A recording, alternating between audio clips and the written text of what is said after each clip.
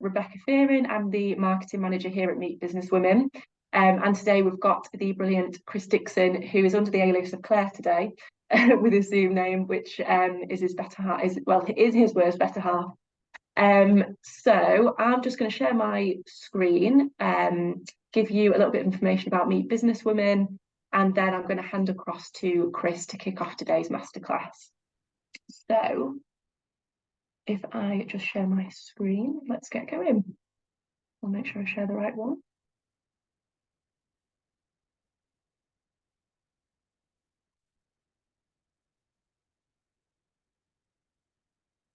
There we go. Hopefully you can all see my slides there. Give me a nod if not. Oh no, bear with me a second, sorry. There we go, that should be correct now. So like I said, welcome to today's masterclass. Before we get going, I'd just like to acknowledge and thank all of our strategic partners, of which Chris works for Moy Park, which is one of our strategic partners. I know a lot of you on the call today will will work for one of these organisations, but if you don't, it is an open masterclass today, so you're more than welcome from any organisation, and also to our non-members today, really warm welcome. So like I said, it is an open masterclass. So there might be some people on the call who don't know Meet Business Women. Maybe you've been sent this link by a colleague. So just as a bit of an introduction to us, we're the global professional community for women working in the meat industry. And what we do is we want to really change the perceptions of working in the meat industry. We want to attract more talent, female and male talent. And we also want to support and inspire and nurture the talent that already exists within the meat industry. And we do that through masterclasses like the one that you're on today. We also do that through conferences and events across the world, and through mentoring, as well as lots of other things. So that's a bit of a who Meet Business Women is in a bit of a nutshell there for you, for anybody who's new today. So what that means, we do have a membership for Meet Business Women, and what's included in that. So what you can do as part of your Meet Business Women membership is you can watch and listen back to masterclasses. So obviously we're here live today, but you can watch back all of our masterclasses on demand. And really they're there for you to kind of make sure that you've got the tools that you need to help your career thrive. So whether that's confidence building, whether it's improving your networking skills, there's lots of masterclasses to help you upskill and just build confidence as well, really, as well as sort of industry and industry and consumer insights. We have a mentoring portal which is available for you to use, so you can either become a mentee and get one-to-one coaching from somebody, or you can actually become a mentor. So if you wanted to improve your leadership skills, or you wanted to kind of take a step up, you're able to become a mentor and mentor somebody within the industry as well. So that's available to you. And like I mentioned, we've also got conferences, in-person events across the world. So we've got a couple actually coming up in Australia, which I'll come on to on my next slide. But yeah, that's a brilliant opportunity to kind of, meet the community face to face, really, and kind of build on those connections that you've made online. So that's Meet Business Women in a nutshell, like I said. What's next in the calendar? So I always kind of cover this at the beginning of the masterclass so that you've got a chance to book onto the next available date if you'd like to. So for any of our attendees that are in Australia, we've got 2 in-person masterclasses. So one in a couple of days' time, actually, in Sydney, and one next week in Melbourne, and that's with the brilliant Michelle Redfern. So she's going to be doing an in-person masterclass all around decoding confidence and how to level up your confidence game. So bit of a last-minute call there, but if you are able to join, there are still tickets available for that. And then the next virtual masterclass is on the 23rd of November. And that's really just a coffee and a catch-up, really, really chilled, really informal, just a chance to network, I guess without the awkwardness, really. We want to make it as nice and informal as possible. And that'll be facilitated by Carol Glover, who's a brilliant facilitator and coach.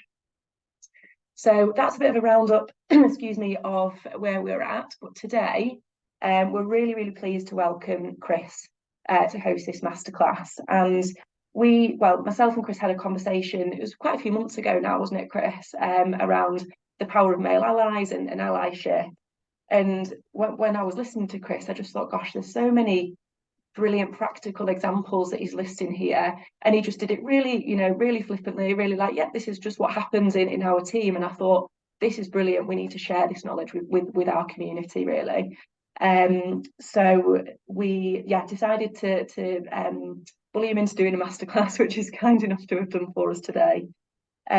We know as well at Meet Businesswomen from our research that we've done recently in our gender representation report, the importance of male allies. We can't just be talking to women about this issue. We need to be kind of involving the entire industry.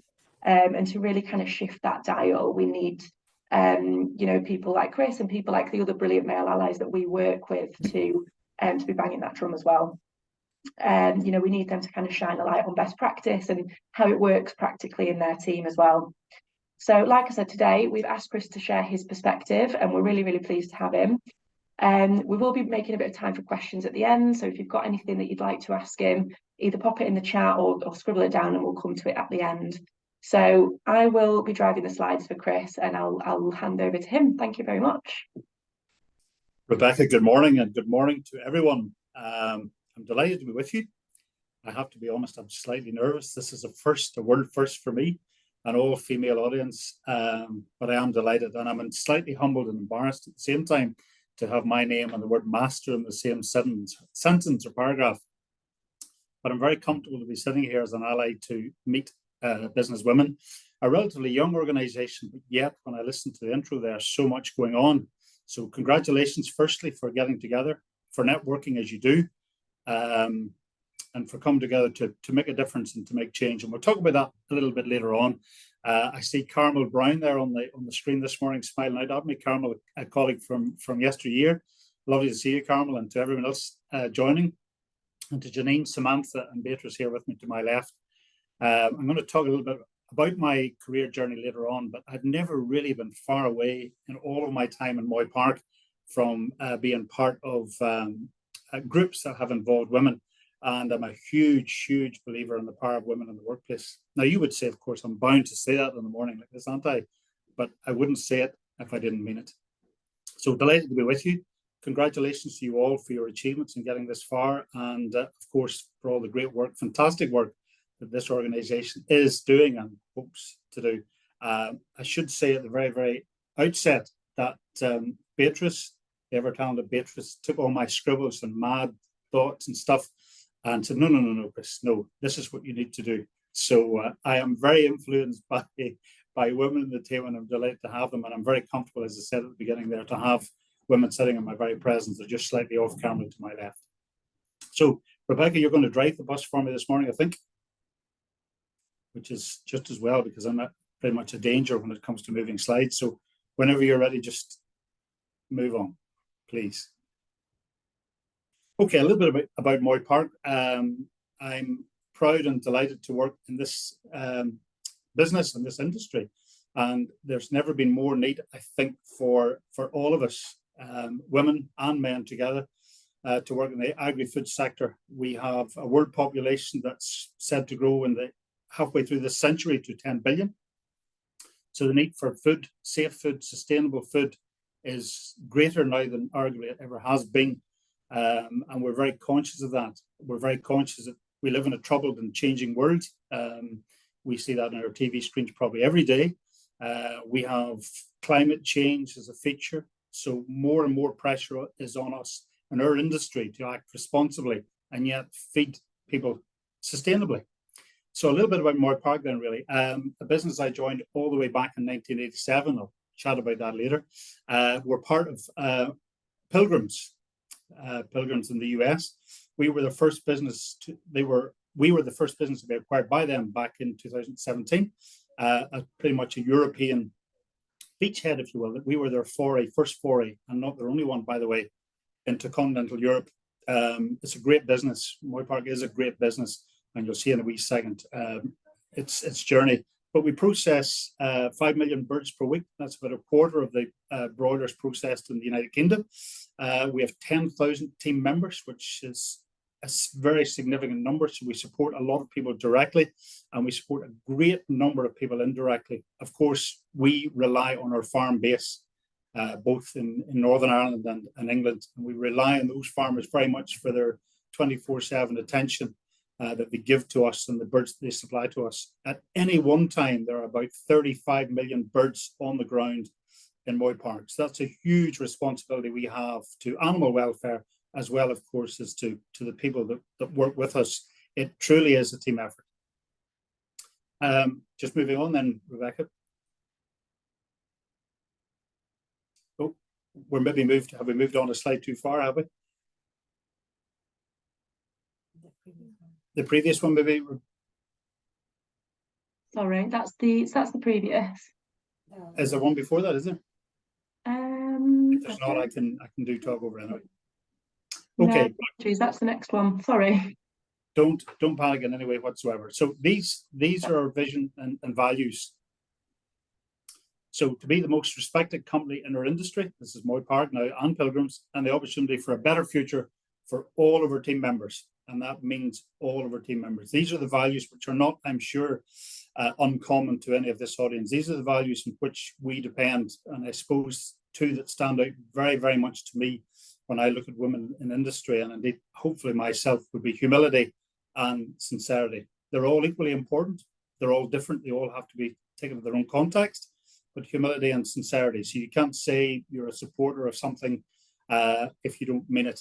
Words can be very hollow. Things have to be led from the top of an organization and filtered through. Bottom up is very important, but lead from the top.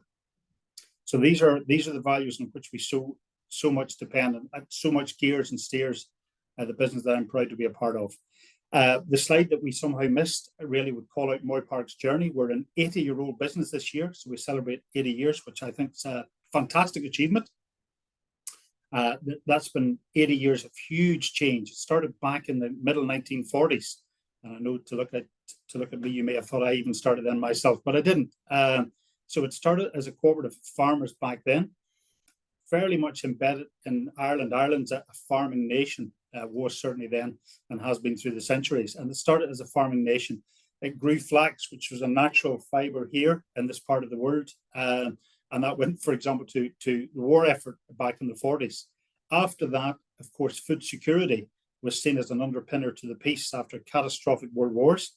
So Europe and ourselves, everyone around us, of course, set about supplying safe, sustainable food, and obviously mass production, because there was a lot of hunger around at the time. So that gradual journey of producing food and then producing food on scale was Moy Park's story, as I suspect it was for so many different businesses. By the 1960s, our business started to scale up. By the 70s, we started to diversify fresh and frozen chicken. Would you believe that was your choice? You either could buy a frozen chicken or a fresh one by the 70s. By the 80s, we as a population, all of us, had started to travel, certainly those who could afford it. And by travel, I mean travel into other nations around the world. When you do that, of course, you bring back different cuisine, different expectation. Things were changing very rapidly, and we know, of course, today that things do change rapidly. At that stage, we looked and turned our eyes towards convenience foods, cooking, breading, portion size, and so on. And of course, that brings you right up to the modern day, where we employ a suite of chefs, very talented individuals, who travel around the world and bring flavors back into our business to excite the customer, and then ultimately we hope the consumer. So a little bit off piece there, but we're settled very much and we're founded on our values. They're extremely important to me, and I like to think that I live or exhibit those values in the business. I'm constantly learning. That's the difference. I'm constantly learning. I'm never perfect. And if you spoke to my good lady wife, she would probably back up that statement. So it's a better future for us all team members, and that includes, very importantly, women. So Rebecca, if you want to move on at the stage. Okay. I said I was very proud to work in Moy Park. Indeed, I am today, and I'm talking about our monthly staff here at this stage. 40% of our monthly staff are female today, and I think that's a brilliant statistic, and that has changed and built recently. But 40%, 50% of our executive, the small, you could say, board of directors and old money, but I think it's exact today. So 50% of our exec are female. Absolutely brilliant. And I think it's an extremely important statistic to call out. Our female bench in Moy Park today, and I can say this with open heart, is as strong as I think I've ever seen it in my 36-year career in this business. And I'm delighted. So I think that 40% is only going in one direction. We have gaps in our management team, therefore opportunity. So I would call out to the ladies to my left and others joining in, that has to present opportunity for yourselves to fill into those gaps. And then why is male allyship important? And I think that's come out in a number of the questions. Well, if you ignore women, you ignore, I think, at your peril, absolutely and genuinely. Why would any enterprise, organization, church, sports club want to ignore 50% of the potential talent? Absolutely mad. You would not do that in all common sense. So you want to bring all that talent to bear. And if we look at the last 30 years, certainly, when women increasingly have come into the workplace and proven beyond any doubt the worth that I personally always knew that was there, and I'll come on to that in my personal experience in a moment, that I always knew was there, why would you not want to tap into that talent and bring it to the fore? It brings a different lens on every conversation. It brings a great balance to discussion and debate, and a great logic. And I speak from a lot of personal experience. So in our organization, 40% of our team are female, and that's a great, great number. Okay, Rebecca. Okay, my story. I'm always embarrassed to talk about myself, really. So I'm going to skip over this relatively quickly. I started in 1987 in Moy Park. I started as one of 10 grads in that year, or management trainee, I think was the term then. It's a bit old-fashioned today. And it was a mix of male and female at that stage. I'm going to hone in on one colleague who today, I'm delighted to say, remains my friend. And that friend, our graduate, was number 9, and I was number 10. I was the last one. I often joke to Ursula, my colleague, that if I were me, I wouldn't have employed me back then. But there you are. Someone give me the break. So I was the 10th of 10. Ursula was the 9th. Ursula today is on her exec. She's one of that 50%. I couldn't be more delighted for her. Her friendship endures, and it endures because we don't compromise each other, and yet we share so much in common. We share a great passion for the business. We're amongst some of the longest service in the company. Ursula has been recognised outside and inside the business for all her talent, all her ability, and everything she's delivered. And I certainly promote that myself at every opportunity. Should I be jealous or envious that she's got ahead of me and she's a level above me? Absolutely not. And again, I can say that with open heart. I'm delighted for her. I think it's a brilliant, brilliant achievement. And she's an absolutely marvellous ambassador for Moy Park at every turn. In fact, I would copy a lot of the things that she does unashamedly.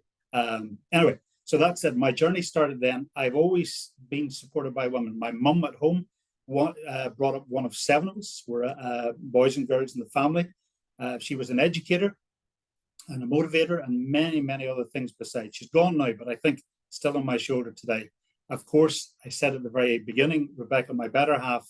So I'm fortunate enough to have met a brilliant woman in my life 40 years ago, 30 years married, 33 years married, how dare me, 33 years married, close. And Claire in my life steers very much of what I do, what I think, but most importantly, anchor, I would say an anchor point in my life, really. Many, many other things, but anchor. Keeps it real, critiques, gives me some great feedback, some very honest feedback, and steers me in the right direction. And I think that shapes what I do in my workplace as well. So I could say to myself that I've been reasonably successful, but largely because of women that I've worked with from my very beginning right through until this very moment today. I have lots of strong women in the team who are still with me in the team or have moved successfully on to other things. But those women have genuinely shaped how I think, what I do, how I behave. And it's an evolution in my case. I'm in the autumn of my career today. So I think I see my role today as influence and giving back. And hopefully I'm still giving, but I want to give back as well. And I want to influence as I go along. So look, I've been okay. I think I've been reasonably successful, but my greatest sense of achievement today is watching those around me, men and women, succeed, but not least women, because I connect to my own wife and her work experience as well. So I'm delighted to see women succeed. That's my story in a summary. I don't want to talk too much more about it. So moving on. So unconscious bias. these are three of a million images I could have brought up on the screen. And if you look at all three of them, the ladies' English football team, I'm not ignoring the Spanish football team either, Beatrice. But if we look at this team of really, really focused individuals, look at the clip itself. I think it's an excellent clip. The focus, the determination, the grit. If someone had said to you 10 years ago, English football, you would have automatically thought of a male team. I'm sure probably I would have as well. But look how successful this group of women have been. I can only imagine the influence they're going to have in hundreds of thousands of young girls, teenage girls, young women actually, as they look to achieve in sport. Maybe from very humble beginnings, very poor football grounds, poor kit, average training, but yet they have fought through all of that and became role models. Some of them have moved on to TV presenting careers and even greater things. So my attitude to that is fair play, ladies. Well done. The lady in the middle, I think we all recognise, first black first lady. So if you, again, when it comes to unconscious bias, if you just said, famous first ladies in the US, would you automatically have thought 20 years ago that it could ever be a black lady? And somebody as powerful as Michelle Obama. And I did a little Google on Michelle actually this morning. She's a fantastic lady. And a couple of her many, many quotes, as you know, she writes books. She's also a superb supporter, I'm absolutely sure, of the first American black president. So this is the lady who was behind the leader of the free world, as it were. And she said, find people who will make you better. I thought, yeah, absolutely. And then don't be afraid. Be focused, be determined, be hopeful, be empowered. And that was her message, one of many messages that Michelle gave to her audiences and those that she's spoken to and met and mixed with. The lady to the right-hand side is not familiar maybe to everyone in the audience today, but this is Jacinta Ardern. I think she was the third, I think I'm right in saying the third female Prime Minister in New Zealand. She was 37 when she came to power in 2017. And I think the youngest Prime Minister. Why do I call her out particularly? Well, if you go back over the last 6 years, we had many challenging events, but one of the horrors as a human population we dealt with was obviously COVID, a global pandemic. This lady stood out for me because, unlike others, she was decisive. In a crisis environment where you have command and control situation, she made decisions quickly, decisively, on time, and fearlessly. And I think a shining example to women everywhere. Very often in a crisis, particularly if it's unknown, you're dealing with unknown commodities, something that's coming at you really, really quickly. You have loads of advice. You have to gather the facts very quickly. And sometimes you have to make decisions that are also unpopular. But she showed great grit and great determination, and someone that I would stand out for me in terms of an international leader, particularly through that time of COVID. And of course, well done. Congratulations. Prime Minister 37 is quite an achievement. So those are just three examples that I would pick out of unconscious bias, people you don't naturally think of that have stood out for me and gone a step beyond. Thanks, Rebecca. So teamwork, what makes a great team? So building a great team, really, I'm very much influenced and led by the team that I work in and within. We had a fantastic coaching session last week, led by a brilliant lady who really impressed me. And that sounds terribly patronizing. It's not supposed to be. But she said, remember, Chris, you work in and within a team. So we had a few years ago, one of our very regular team meetings. At the end of that session, there was AOB. And I, up until that point, had led the meetings as team leader, perhaps unwisely, but I did up to that stage because I thought that's what was expected of me. And I said all along that I'm constantly learning.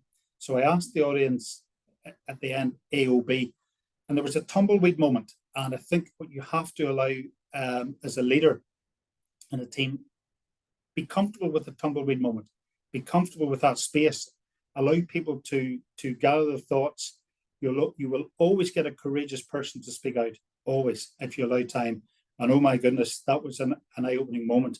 We had, I think, about an hour at least of commentary, and I was critiqued for style. I was critiqued for how we ran the meetings.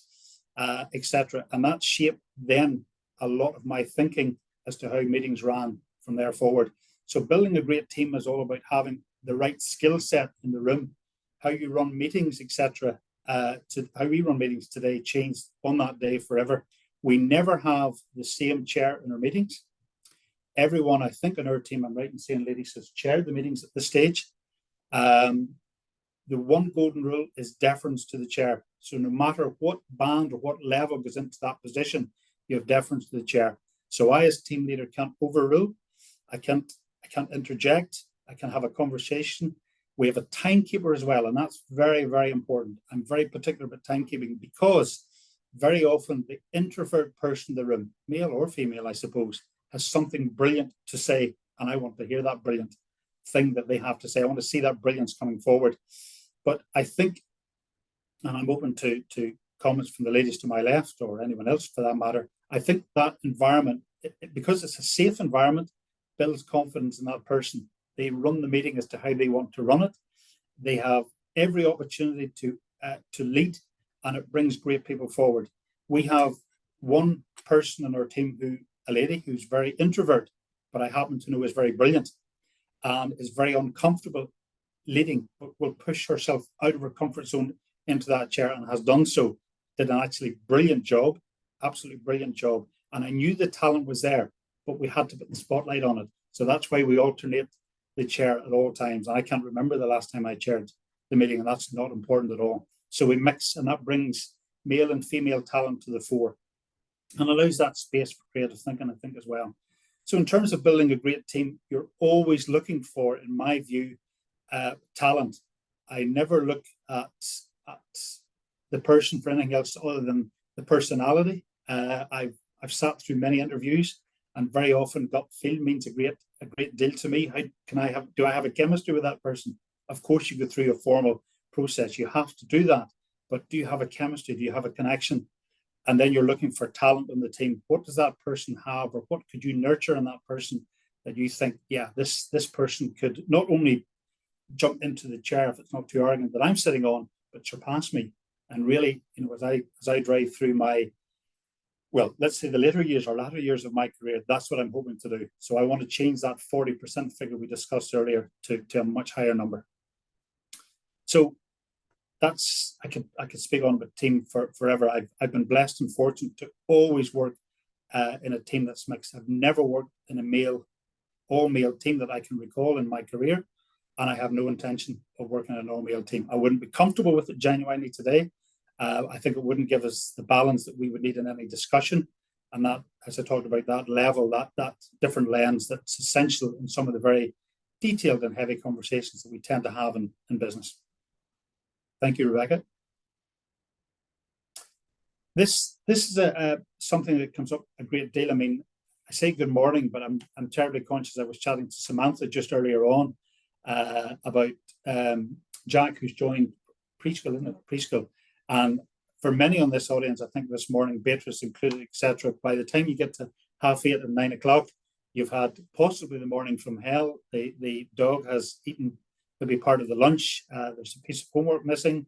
Maybe your young children haven't told you that they have PE or something today. So it's stress city. You've probably been up for ages, and by 9 o'clock in the day, you're well through your day, and yet your calendar's full. So at 10 o'clock this morning, I would imagine that many of you are going to jump to your next meeting, your time-based. There's an expectation for something this afternoon and tomorrow. So you're constantly on the clock. But it's very, very important that you also have and make time for me time.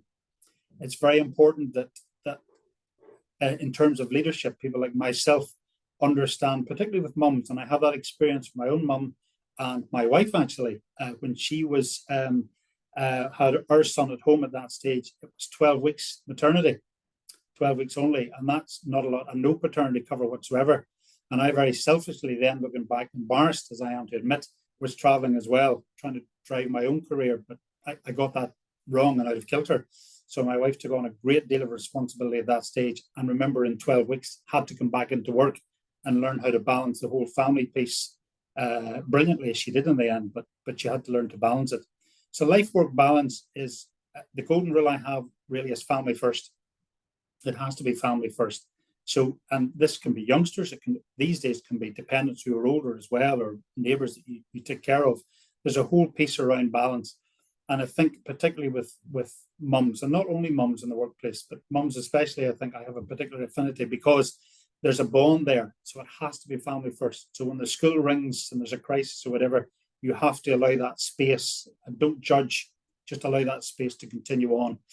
When someone in the team comes to me, as they have done in the past, and said, I'm expecting, my first thing is, well, I'm excited and delighted for you. My second, I must admit, is, oh my goodness, how am I going to replace this talent? But that's a respect thing. That's not anything else other than sheer respect for that person whom I know we're going to miss from the team for a period of time. Life work balance is particularly important. You have to have me time. I think you have to have me time. In our home house, even though there's just my wife Claire and myself in the home, it's a busy place. It's a well-oiled machine because she too wants to and does work very hard. She works full time. So we have to share all the tasks around the house. We've got to do lots of stuff together. It's a pure team effort. If it's not, then we're out of balance and I'm being selfish. So it has to be a natural balance. There are things, of course, I'm a danger at in the house, like cooking, for example, but our house is well insured for that sort of eventuality. So for me, life work balance is all about, and it has to be a very comfortable environment to work in. So if someone needs to dash out to sports day, that's a very, very big deal. I remember my son's first sports day, which I attended. I remember my son's first day at school. Those are all big, big events in life that we must not miss and we have to get to. So life work balance, and you come back into your work refreshed. And I think if you allow people that space and they don't operate with any sense of anxiety, you get far more from the team. There's also people who are not parents, of course, with us today, I'm sure. And I would say exactly the same. Life work balance is extremely important. You want to keep a separation between what's critical and what's important. What's critical, and don't be afraid at times to say no. I have a lady sitting to my left who is coming up through the ranks, a star in the making, and will say to me very comfortably, no, we shouldn't do this, we should do that. I think we should consider this. And I very much welcome that opinion because I'm not always right. So life work balance is extremely important. It's a very, very difficult thing to achieve, I think, in the modern world because of so many other distractions. But I think my direction would be look after yourself first and foremost, because the sick don't look after the sick. So you have to be physically and mentally in good form, and then you'll give your very best performance in a work environment. Okay, Rebecca, I'm really conscious of time here. So is there more to do? Well, I would suggest to you there absolutely is more to do. This picture, I hope, has come out fairly clearly. If you look at this shot, very, very, very interesting shot. World leaders today. Now, our world needs great leadership. I think, only a personal opinion, I think it's bereft sometimes of brilliant leadership today. We don't necessarily have that leadership. We do have strong women. We have them in that shot, but we don't have enough. We don't have enough women. I think we're out of balance. And I think it would be a different world today if we had more women speaking up and making their way to the very, very top. So my encouragement is break through those. They're only glass ceilings. It'll take a lot of courage to get there. It takes a lot of ambition. It takes a lot of support. It takes a lot of drive, and you have to break through a lot of suits to get to that top position. But you have a role to play, and I think today more than ever, whether we're talking about wider society or in the workplace or many other situations besides, women are essential, not important, but essential in these types of conversations. And then really the final slide, I think it's the final slide, Rebecca. So these are don't be limited by the title on your business card. We work in a structured environment, or at least most of us do, whether we're home-based or office-based. And the title on your business card is a direction, really. It's nothing much more than a direction. And I know different parts of the world pay a lot of reference and indeed deference to business card. You'll know that. I'm sure all of you have traveled, and you'll know that. If you're in Asia, for example, you hand or receive your card with both hands. It's a very particular thing that can be status, etc. And indeed, you should be very proud of what's on the card, but don't let it limit you. Today, I'm involved in at least half a dozen things which are completely outside of my remit, and sometimes outside of my comfort zone. So I too, even today, still have to push myself. You're never perfectly ready for the next role, I would say. You're never really, really ready. There might be a little bit of imposter syndrome there. You think, oh, I'm not really ready. I feel a little bit awkward. Speak to other people. Speak to other people. I see people in the team, our team, who you could say they think they're never really ready. I do. I know. I feel I know. So I want to push them on and promote them on. And we see a lot of movement in our own team in the own commercial environment in which I work. So you're never, never absolutely ready. But don't be afraid. Make that next move. Leave yourself gap to learn. Don't be afraid to promote yourselves. And I think Meet Business Women seeks to do exactly that. Please promote yourself at every possible opportunity. We have a few things going on at the moment. I'm going to slightly embarrass Beatrice to my left. And Beatrice doesn't take praise very easily. She's not very good at taking praise, actually. So something you have to learn, Beatrice. So we were asked about 10 days ago to give a statement. It came to me, actually, to give a statement on an achievement that Moy Park has managed to secure. Now, there was great work done by other members of the team, Janine sitting here, and we had other male members as well. But we had resilient Beatrice spearheading Moy Park's approval as a poultry company, the first in the UK to get approval for poultry shipping to Japan, one of the largest poultry importers in the world. Now, for me, that is a mega achievement. It was one of our long-term goals. Others had probably given up on it. I hadn't, and certainly Beatrice hadn't. So when we had some media attention and requests for statements, we had people from high-level government asking for statements. My immediate response was, no, I'm not going to give a statement. The person who has done the work needs to be called out. So Beatrice put a statement out there, and with my absolute, total and full support. So promote yourself is my message. Promote yourself. Good leaders, male especially, don't take praise and credit if it's not yours. Hand it to the people who do really do the work, and particularly females who do the work. Don't be afraid to get involved in non-related projects. You'll be asked in your career to do things that are outside your comfort zone that you could argue you don't have a great deal of knowledge in. I am involved here with the CBI in Northern Ireland. I sit in the council there. I was asked by our first female CEO, whom I thought was brilliant, to join this organization. So she thought I was ready. I didn't think I was perfectly ready. And she said, out you go. You've got to go and represent us there. And I do. It's led these days in Northern Ireland by women, and very powerful women at that. So I'm delighted to be a part of that and to take direction and leadership from that group of women. And my encouragement to you all individually and collectively is step outside, do stuff that'll build your CV, but build you as a person as well and make you stronger. And then, don't be afraid to represent your business in groups. Meet Business Women is a classic example, but there are many, many other groups and organizations out there that can come together and represent not only women, but represent your organization, represent the fantastic industry that we're all proud to be a part of, whether directly or indirectly.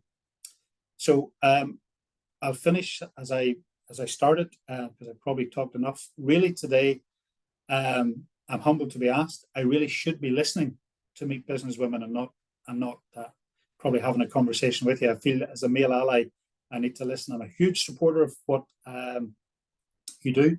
I'm interested in what you do, and I'm going to continue whatever length of career I have left to influence, promote women in the workplace, and hopefully before I go see that 40% number changed. We certainly want to retain that 50% at our exec level. So that's a call out to the talent in the room here especially, and perhaps other Moy Park people on the line, or indeed anybody else who wants to join a great company. So I'm going to park there for a little bit. I know there's maybe some questions. I've probably spoken enough. I hope that's in some way relevant. I'm happy to take questions. I'm happy to come back some other time, or I'm also, if you don't need me back, I won't be offended in any way whatsoever. So thank you very much for listening. Thank you so much, Chris. It's so good to get your perspective on it, and really, really insightful presentation. So thank you very much. We'll love to open the floor to questions, like Chris said. So if anybody would like to jump in, I'll give you all the moment now to do so. This is where everybody goes quiet. It's a tumbleweed moment, Rebecca. Just roll with it. It's not. Hi. My name is Aliette. I'm based in Melbourne, and I've recently joined the meat industry. I work for one of our big retailers here in Australia, and I maybe you can hear. I was born in France, and I worked in the UK for 9 years before being here in Melbourne for 11 years. My background is beauty, and as I said, I basically joined the meat industry at the same time as COVID happened. So it was a baptism of fire, but I think I found what I really like to do. My question really was, I have a couple, if I've got the time. The first one really is around the 40% of the workforce that is women, in sort of, has it always been this way, or, has it been built over time? And what was your, I guess, your role, or the role of allies into delivering that number? And in sort of like what positions, and how the career of great women were supported, if I can pause there. Thank you for both your questions. Delighted to meet you. Has it always been that way? No, I think not. It hasn't always been that way. But I think what's changed in more recent times is the recognition that we have to measure. So we have to look at the talent pool. There was definitely a feeling by myself as a male ally and colleagues that were equally supportive of women in business, that there was a growing movement of women coming into the organization. So it hasn't always been that way. Have I influenced that? I called out revised at the very beginning. Elliot, I'm probably too humble to say I'd like to think that I influenced it. I'd like to think that in some small way, that maybe I had a one-to-one conversation that inspired an up-and-coming young female on the team to go for that next role, or take that next jump, or that next leap of faith. So I would like to think that, but I couldn't say for sure that that I was a massive influence. But if I'm part of a male allyship team, that would be good enough recognition for me. Does that answer your questions? Yeah, that's great. Thank you so much. I mean, I've got so much more, but I don't want to hog the mic space. Just one more, if that's okay, really. That sort of is close to my heart, I guess. I became a mum 8 years ago, so it feels like a lifetime. But I will always say you have loads of attention and support when you're a new mum, and then when they turn 12 months old, they're like, "See ya, you're on your own." But then you've never been a mum of an 8-year-old, so there we go. I've got 2 little boys now, so this is also obviously something that's quite dear to me, because I am also raising, I guess, future male workers and leaders, and I want them to do the right thing with their female friends and co-workers. You talked a lot about work-life balance, and it was a time that I did find a little bit tricky, actually, when I sort of like was heading onto mat leave and then coming back to work. And this is where I would love some advice, or how you sort of approached and managed, knowing that, I guess, having a female workforce that is in age to perhaps start a family might sort of make, I guess, the life of the leadership a little bit tricky, as they might have to go on leave for an unknown number of months, and how to sort of still sort of employ some positive discrimination to just make sure that there isn't a stop in the movement that we're seeing today. That's a great question, and I think there's a term that goes around that women identify to a broken career ladder, because they have to step out and step back into the workplace. The talent is always there, Elliot. The talent is always there. Thank goodness for women for having children, because the world would be a very different place if they weren't. So what you have to recognize is that that woman very often comes back into the workplace a richer person with lots and lots of experience. You also find, of course, they're brilliantly organized by default. We talked a little bit today about how the day gets longer and you've got to do loads and loads of different things. So that woman, that female, comes back into the workplace with loads and loads of other experience, which I think is too invaluable to ignore. You have to adapt to that as a male ally, and sometimes that means you've got to look at the work pattern, flexi hours. You have to just adjust. So it's really, really important to do that. And you have to understand and leave that space and scope. In my experience, women want to come back into the workplace. I would encourage that very much.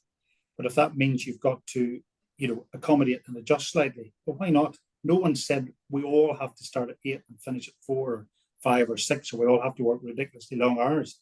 It's quality and not quantity.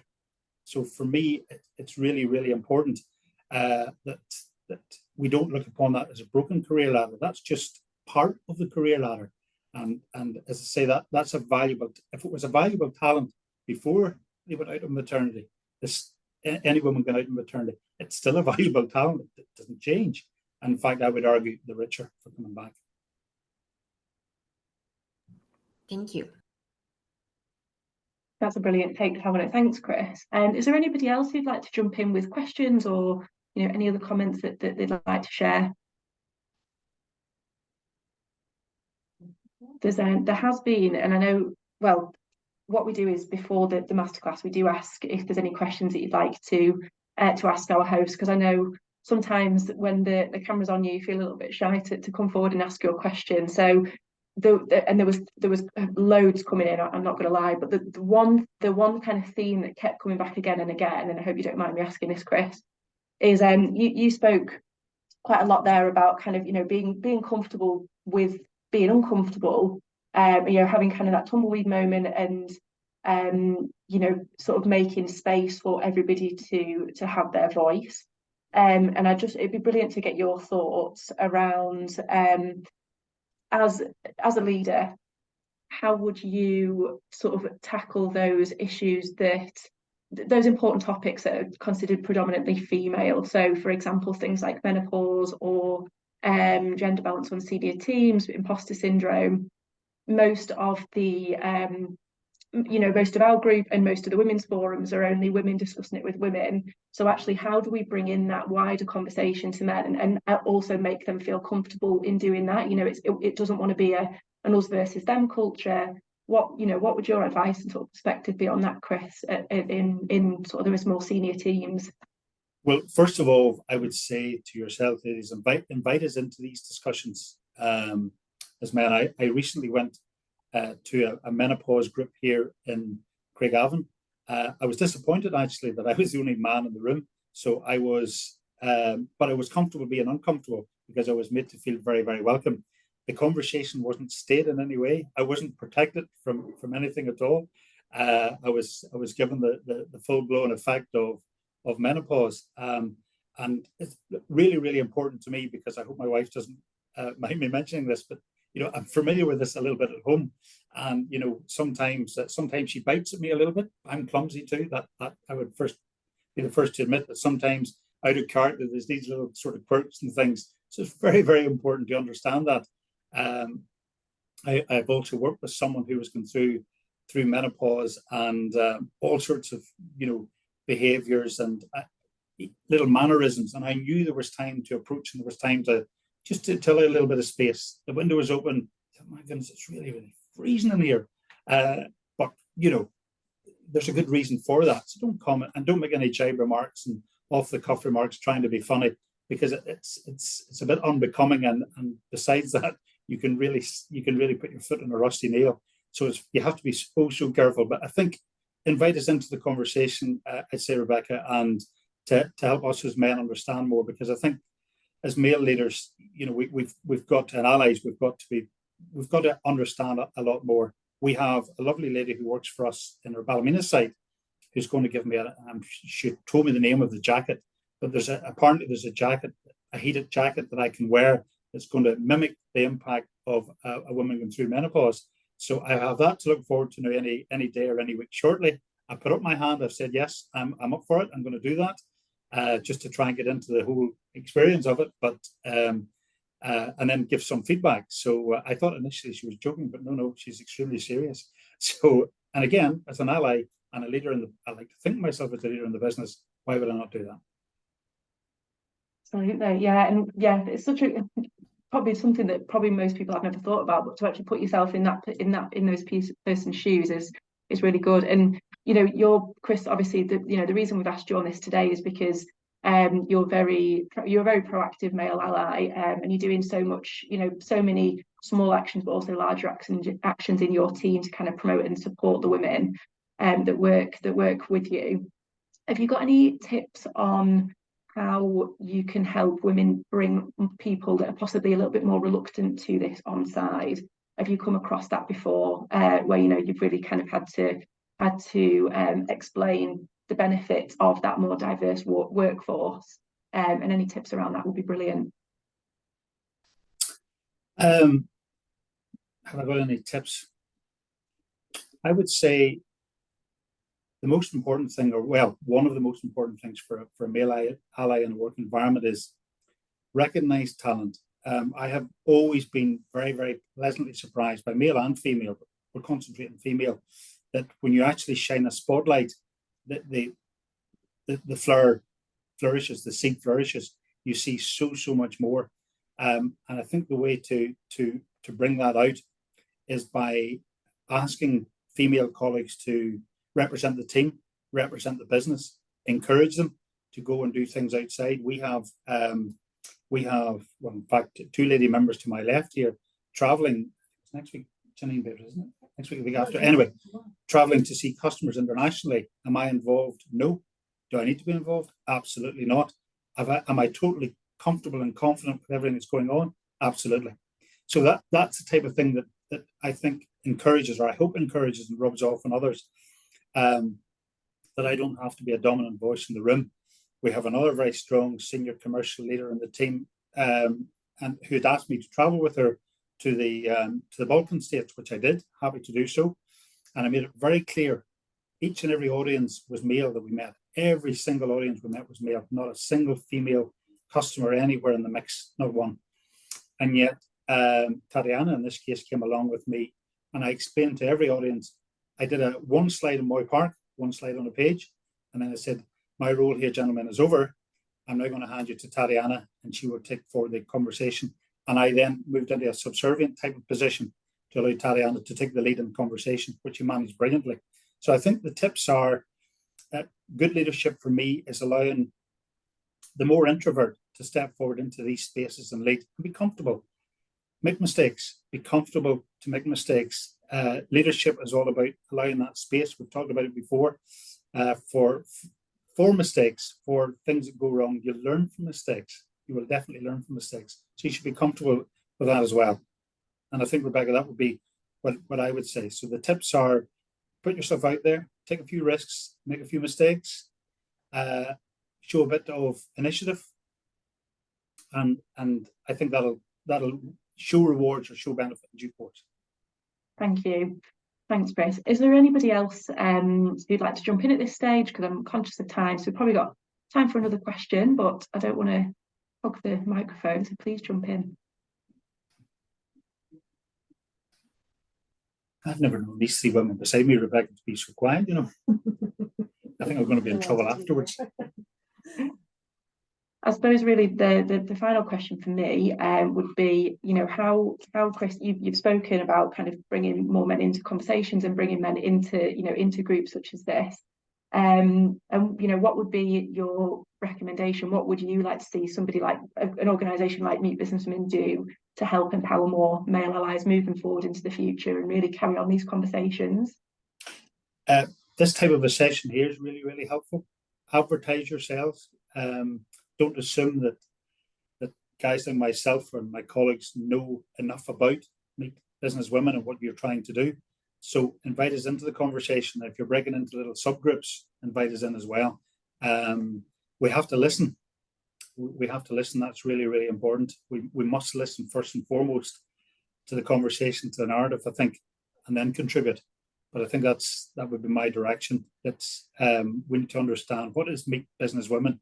Is it just another group? Of course it's not. But to break down that barrier, what is it? What's it trying to achieve? There's nothing to fear. It's going to enhance, it's going to add value, and do lots and lots of good things for the organizations it's connected to. You know, and it's a classic case, Rebecca, the sum of all the parts is often greater than the whole. So this is a very good example of that. Thank you, that's great advice. Thank you. Well, I think unless there are any other questions or any other comments, we'll wrap up there. Our next masterclass, like I said, is next week. It's a networking opportunity. Chris, I know you said you were happy to share your slides, so am I okay to share those with the attendees after this call? Absolutely. Well, I should say now, Beatrice put the slides together. I was just doing some ramblings, and then she's created the artwork. So I want to make sure the credit goes to the people who did the hard work. Credit where credit's due. Thank you very much, Beatrice. But no, also thank you very much, Chris, for your time. Really appreciate your perspectives, and I think it's been really beneficial for everybody to hear that. And there's some comments coming in now as well to say so. So huge thank you to you, and also to everybody else for joining. Have a lovely rest of your day, rest of your evening, and we'll hopefully catch you on the next masterclass. Thank you for asking me. Bye, everyone. Bye. Bye-bye.